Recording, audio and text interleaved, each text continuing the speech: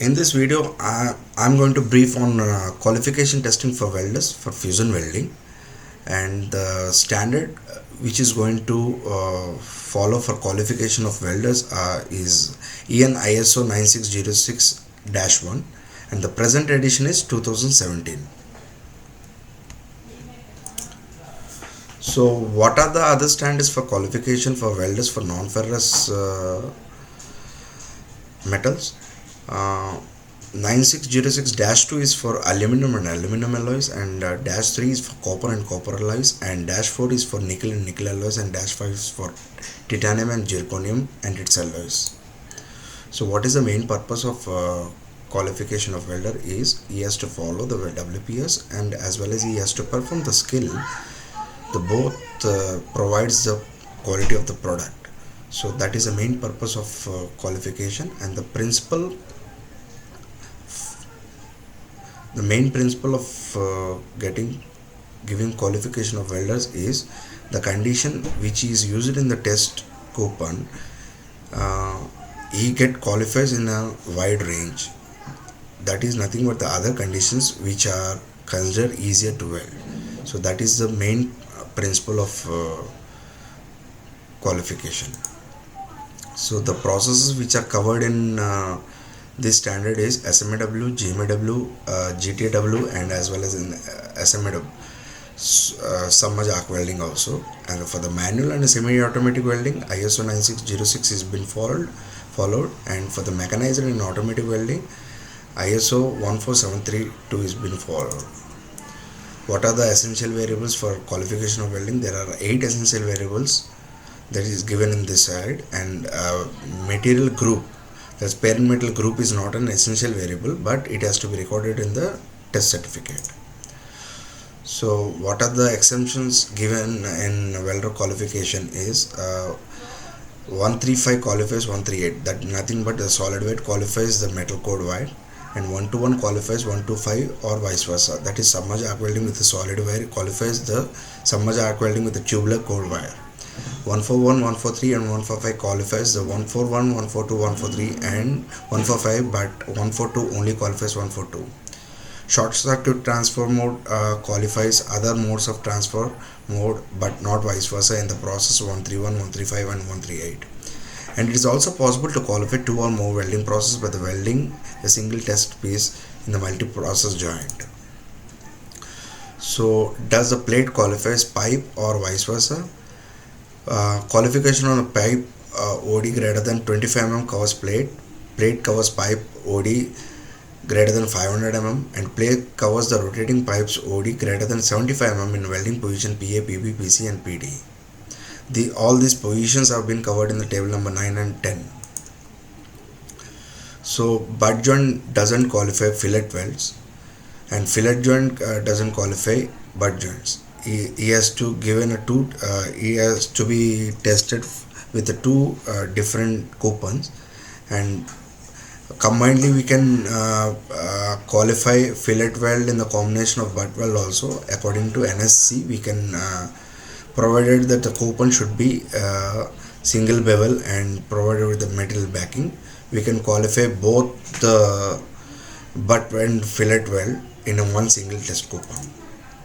So what are the different material groups gets qualified?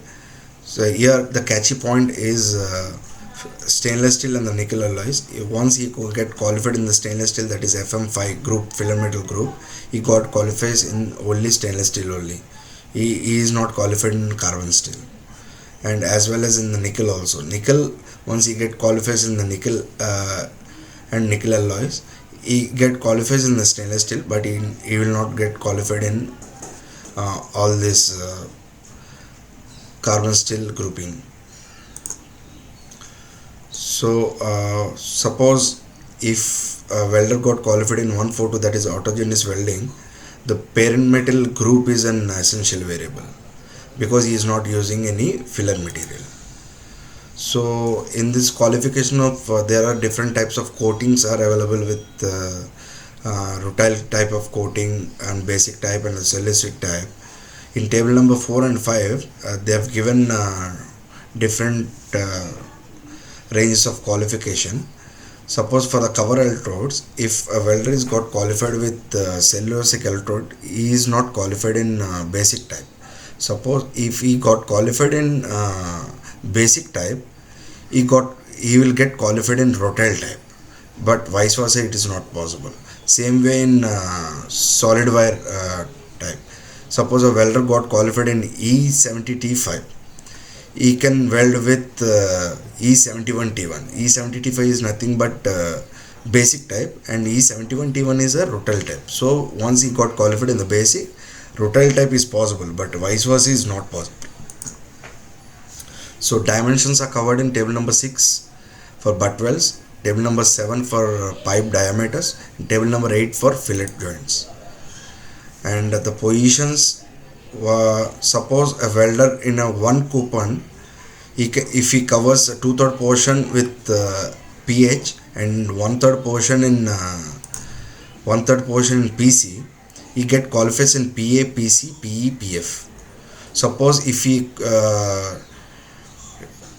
want to qualify in two different positions in two different pipes, suppose he welded with PH and another pipe with PC, he gets qualified qualified to do 6G position, that is with upper.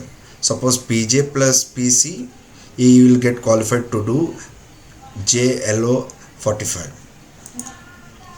So that is the same thing what I've explained, covered in table number 9 and 10. So this slide is for oxyacetylene welding.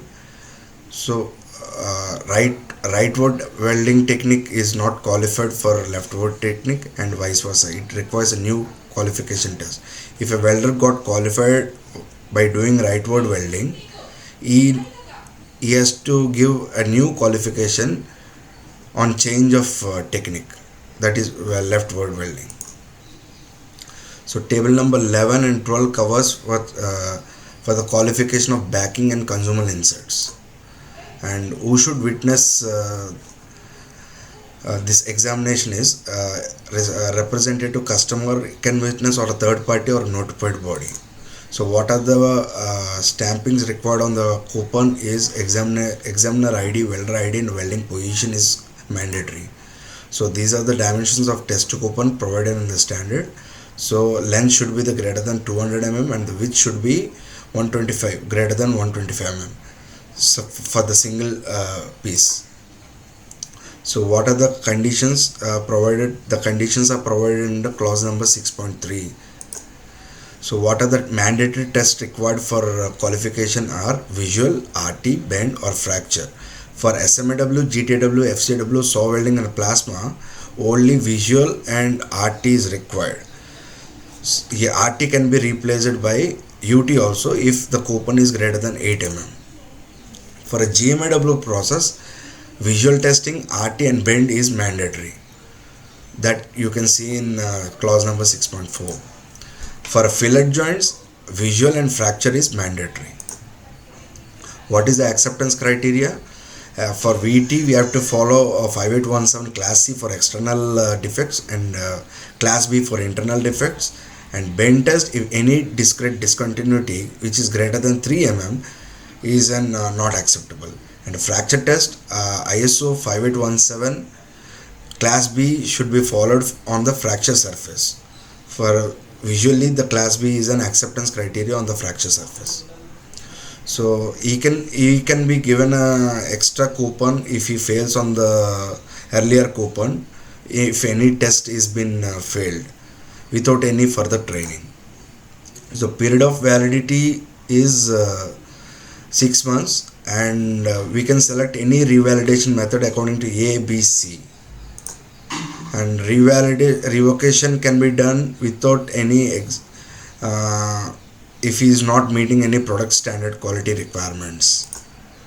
So these are the essential variables and these are non-essential variables that has to be mentioned in the test certificate, and designation is been provided say in this format, which has to be mentioned in the test certificate. Thank you.